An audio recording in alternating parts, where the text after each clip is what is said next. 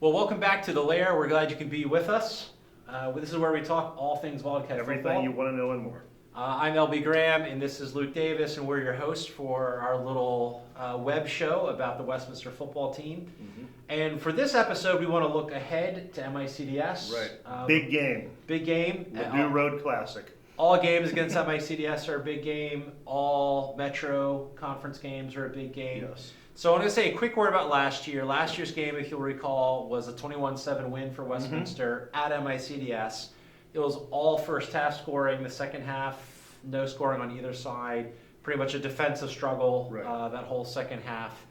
From what we saw last week from MICDS against Lutheran South, that was a 10-7 win for MICDS. It looks like it might be a similar style game where they're going to want to slow us down. They're going to keep the scoring low. I think MICDS isn't built to put up lots of points, maybe. Certainly not against a defense like ours. They're going to go parking brake against us rather than NASCAR. They're going to slow the game down. They want to keep the scoring low. And you're going to walk us through your tips. You've been scouting this team. Tell us what you've seen as you look at MICDS. Well, and maxpreps.com is just a great resource just to catch everything on your opponents. And you really have a two-pronged attack on the offensive side of the ball. You've got Keandre Jordan. He is averaging 103 yards per game. He really was the one who enabled them to at running back. At running back, yeah, he's the one who just got the ball time after time after time on that long 8-minute drive in the fourth quarter. They kept the ball out of Lutheran South's hands.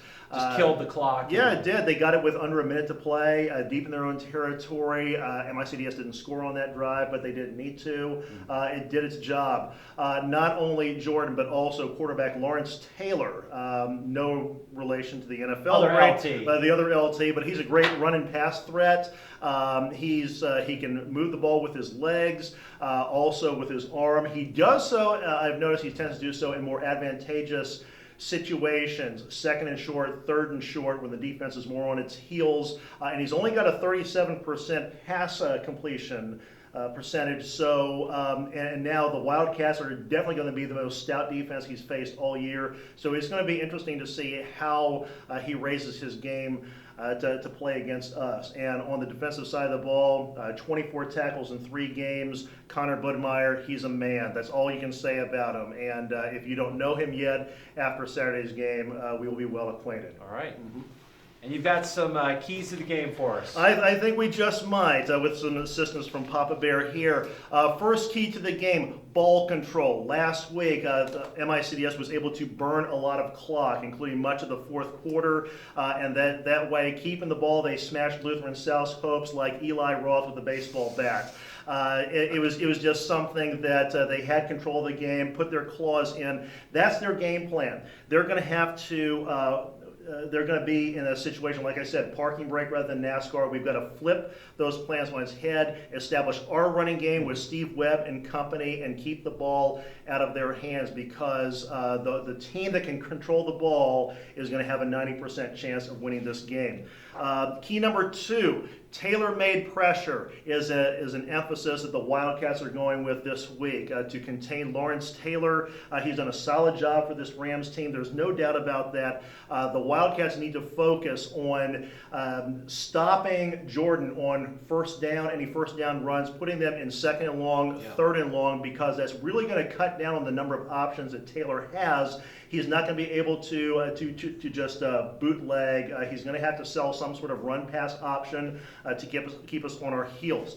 And number 3, that's so special. Special teams, special teams, special teams. It goes without saying that last year MICDS's only touchdown was a kickoff return.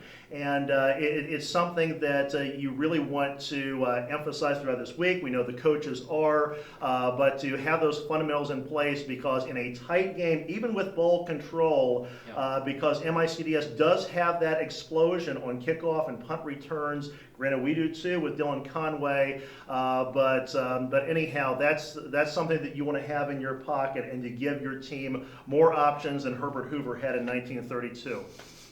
Yes, it can certainly be demoralizing when your defense is playing well, but then Yes. you give up those points on You have about special 10 teams to play. 15 plays on special teams total if you think in terms of place kicking, kickoffs, Yeah. punts, and everything throughout the course of the game, and that's roughly about a tenth Yeah. or a little less of the total plays from scrimmage, but it's something that you want to keep in mind.